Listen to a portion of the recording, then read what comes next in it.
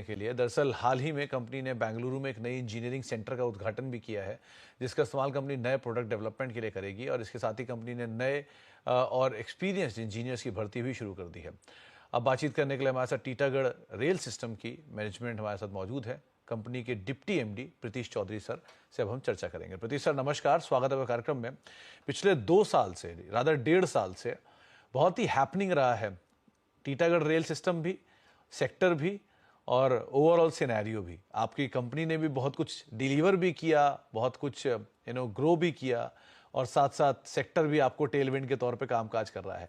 अभी भी उस दिन जब कैबिनेट रीशफलिंग हो रही थी, सबकी नज़र यही थी कि रेल मिनिस्ट्री किसके पास जाएगी और किस तरह की डेवलपमेंट वहाँ से आएंगी। तो पहले तो आप ही बताइए, इतनी बड़ी उम्मीदों के बीच में आप हमारे सामने बैठे हैं और बहुत सारी दर्शक आपको सुन देख रहे होंगे, क्या मान के चले क्या हो रहा है सेक्टर में, क्या हो रहा है कंपनी में, क्या सिचुएशन है अभी? तो सबसे पहली बात तो ये है कि पिछले कुछ सालों में इस सेक्टर ने जो एक मोमेंटम पकड़ी है और अब जो नई सरकार बनी है उनके साथ ये जो मोमेंटम है, ये हम आशा करते हैं कि जारी रहेगी।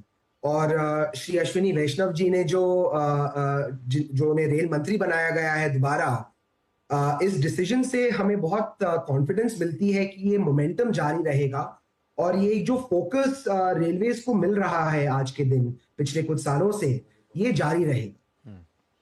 तो प्रीतिश सर, इंडिविजुअली अगर देखा जाए तो कंपनी स्पेसिफिक खास तौर से पहले आप रेलवेज में थे, फिर रेलवेज के पैसेंजर एंड फ्रेट दोनों में आपने स्ट्रांगली एक्सपेंशन किया, फिर मेट्रो रेल वो आपके लिए एक नया एवेन्यू खुल गया। पहले डोमेस्टिक था, फिर टियर 2 सिटीज़ हो गई, फिर वो एक्सपोर्ट मार्केट भी आ गई, फिर कोचेस के एक्सपोर्ट भी आ गए। तो कारोबार बढ़ता जा रहा है, बढ़ता जा रहा है। और सीनियर चौधरी सर के टाइम से लेके अब तक आप लोगों ने बहुत मेगा एक्सपेंशन किया है। सो अब यहाँ पर कौन से नए ग्रोथ ड्राइवर एक्सपेक्ट करके हम चलें और सेगमेंट सब सेगमेंट वाइज कैसे हम देखें मार्केट्स में? तो हमारे लिए सबसे बड़ा ग्रोथ ड्राइवर, अगर मैं अगली 5 साल की बात करूं आपसे, तो हमारे लिए पैसेंजर रेल सिस्टम वर्टिकल जो है, जो कि metro coaches, Vande Bharat coaches, propulsion, ये जो हमारी वर्टिकल है, अगले 5 साल में हमारा मेजर ग्रोथ ड्राइवर ये रहेगा।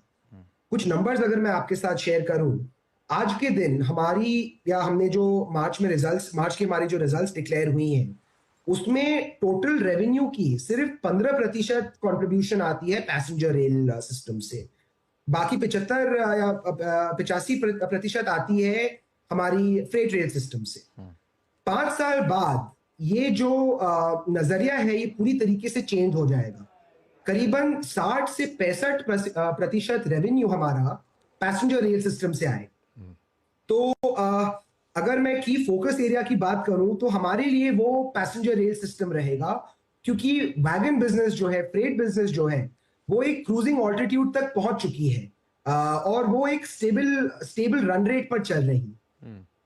तो प्रीतिश सर, लास्ट क्वार्टर जिसकी अभी आप बात भी कर रहे थे, लास्ट क्वार्टर में आपने ऑलरेडी एक स्ट्रॉन्ग नंबर पोस्ट किया है अपने प्रोडक्शन को लेकर।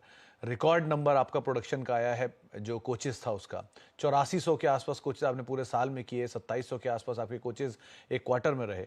और इस तरह में भी स्प्लिट अगर देखूँ तो करीब करीब 55% के आसपास जो है वो शायद इंडियन रेलवेज का और बाकी जो है वो प्राइवेट के पास है। सो अभी की सिचुएशन सिनेरियो को लेते हुए नई यूनिट भी आप लगा रहे हो, नए हायर भी कर रहे हो इंजीनियर्स। सो ये तो तभी पॉसिबल है जब आपकी डिमांड बहुत स्ट्रांग होगी। अगर आपके पास एक अच्छी बैकलॉग है तभी आप इतनी नई कैपेसिटीज ऐड कर रहे हो। तो ये नंबर को हम कहाँ जाता हुआ देख रहे हैं? ये 8500 का नंबर, 8400 का जो नंबर है, अगले फाइनेंशियल ईयर एंड में या अगले क्वार्टर में 2700 का नंबर कहाँ खड़ा होगा? तो ये जो 8400 का नंबर है, ये वैगन्स का नंबर था हमारे पूरे साल का। तो अगर इसे आप मंथ वाइज ब्रेकअप करें तो रफली 700 वैगन पर महीने की रन रेट पर हम चल रहे थे पिछले साल। हमने उस समय एक टारगेट सेट किया था कि हमें 1000 वैगन महीने की बनानी है और उस रन रेट को स्टेबलाइज करना है। ठीक है। इनफैक्ट मार्च में हमने इस नंबर को अचीव भी कर लिया। हमने करीबन 1090 वैगन बनाए मार्च के महीने में, जो कि वैगन इंडस्ट्री की हाईएस्ट एवर रिकॉर्डेड प्रोडक्शन थी। और इस साल के लिए हम ये आशा करते हैं कि 12000 वैगन हम पूरे साल में बना लेंगे। अब कुछ महीने में हो सकता है वो 950 हो, कुछ महीने में हो सकता है वो 1050 हो। तो at an average 1000 wagon per month की रन रेट हम अचीव करेंगे। तो मैं ये जहां जी तो आपने बोला 8400 वैगन का जो नंबर है वो 12,000 आप पहुंचा लोगे, यानी कि 35% के आसपास का एक जंप मोटा मोटा हम मान के चल सकते हैं कैपेसिटीज में आएगा।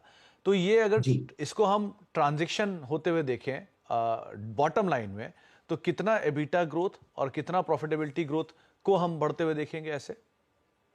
तो EBITDA जहां तक फ्रेट वर्टिकल का सवाल है, EBITDA एक स्टैंडर्ड लेवल पर आ चुका है, जो कि तकरीबन 12-12.5% का है, और उसी रन रेट को अब हम मेंटेन करेंगे फ्रेट वैगन वर्टिकल।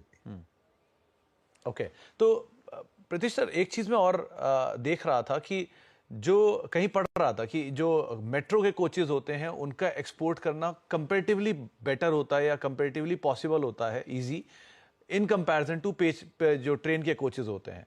तो क्या वहां पर रियलाइजेशन आपके लिए और बेटर पिक्चर पोस्ट करेगा कि आप एक्सपोर्ट मार्केट में भी जा रहे हो, और अब आप ऑब्वियसली ग्लोबल ट्रांसपोर्ट की जो वैल्यू बढ़ रही है वो आपके लिए एक अच्छे मार्केट ओपन कर देगी। तो क्या वहां पर एक अच्छे रियलाइजेशन की उम्मीद लगाएं क्या हम? तो एक्सपोर्ट मार्केट हमारे लिए एक बहुत स्ट्रॉन्ग मार्केट हो सकता है पैसेंजर रेल वर्टिकल के लिए। हमने अभी तक उस पर बहुत ज्यादा काम किया नहीं है। अभी तक इंडियन मार्केट इतनी बॉयंट और इतनी स्ट्रॉन्ग है, हमारा की फोकस अभी तक इंडिया रहा है। पर जो आप कह रहे हैं वो एकदम वैलिड पॉइंट है कि एक्सपोर्ट मार्केट हमारे लिए एक बहुत स्ट्रॉन्ग पोटेंशियल मार्केट हो सकता है कुछ सालों में। इनफैक्ट एक छोटी सी ऑर्डर हमने ले भी ली थी, जो कि कन्वर्टर्स को एक्सपोर्ट करने की है। जो प्रोपल्शन सिस्टम की जो कन्वर्टर्स होती हैं, ट्रैक्शन कन्वर्टर्स, उनको हम इटली एक्सपोर्ट कर रहे हैं। इनफैक्ट उस प्रोजेक्ट की प्रोटोटाइप्स भी ऑलमोस्ट तैयार हो गई हैं, और कुछ ही हफ्तों या कुछ महीनों के अंदर हम उसे भी सप्लाई कर देंगे। ओके सर, दो तीन चीजें और। पहला तो जो डोमेस्टिक फ्रंट पे मेट्रो का वर्क चल रहा है, चाहे अहमदाबाद, पुणे, बैंगलोर, ये सब मेट्रो वर्क के जो प्रोजेक्ट चल रहे हैं, इनमें या गोइंग फॉरवर्ड, क्योंकि जैसे जैसे टीयर 2 सिटीज, टीयर 3 सिटीज के मेट्रो वर्क पूरे होंगे, हम और आके एक्सपैंड करेंगे टीयर 4 और टीयर 5 के लिए। तो ये पॉसिबिलिटीज आपके लिए कितना खुल रहा है, पहला।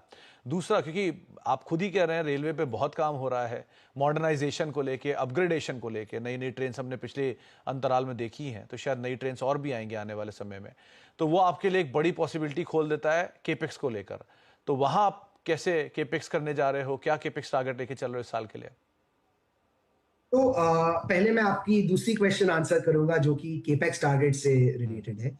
हमने अनाउंस किया था कि इस साल और अगले साल के अंदर हम तकरीबन 600-650 करोड़ रुपए कैपेक्स करेंगे, जिसका जो ज्यादातर हद तक पैसेंजर रेल सिस्टम्स में ही जाएगा। तो वो नई कैपेसिटी क्रिएट करने में, चाहे वो बैकवर्ड इंटीग्रेशन हम जो कर रहे हैं प्रोपल्शन की, चाहे उसमें, चाहे इंजीनियरिंग कैपेबिलिटीज और डिजाइन बिल्ड करने में।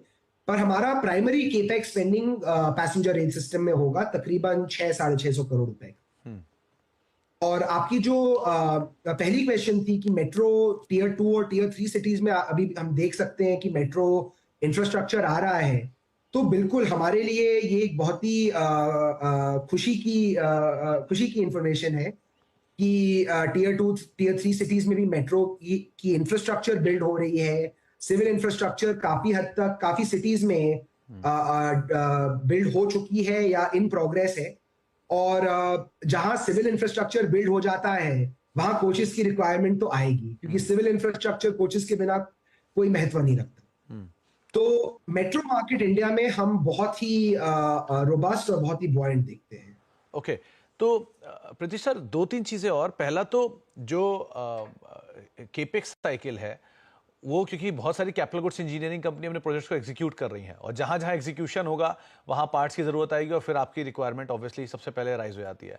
तो क्या ऑर्डर इनफ्लोज आप एक्सपेक्ट कर रहे हो? अभी कंपनी की ऑर्डर बुक सिचुएशन किस तरह की है, एग्जीक्यूशन पार्ट किस तरह का है, और मतलब तीनों को अगर मैं लेके चलूं तो इनफ्लो, ऑर्डर बुक और एग्जीक्यूशन, ये किस रेशियो में भी हम चल रहे हैं? तो हमारा जो ऑर्डर बुक है, हमने मार्च में अनाउंस किया था तकरीबन 28,000 करोड़ का, जिसमें से तकरीबन 13,500 करोड़ हैं हमारे कंपनी के जो जेवीज हैं, उनके शेयर हमारी कंपनी के करीबन 13,500 करोड़, और रिमाइंडर हमारी कंपनी की खुद की ऑर्डर्स हैं, जिसका स्प्लिट तकरीबन 50-50 है पैसेंजर और फ्रेट के प्रति।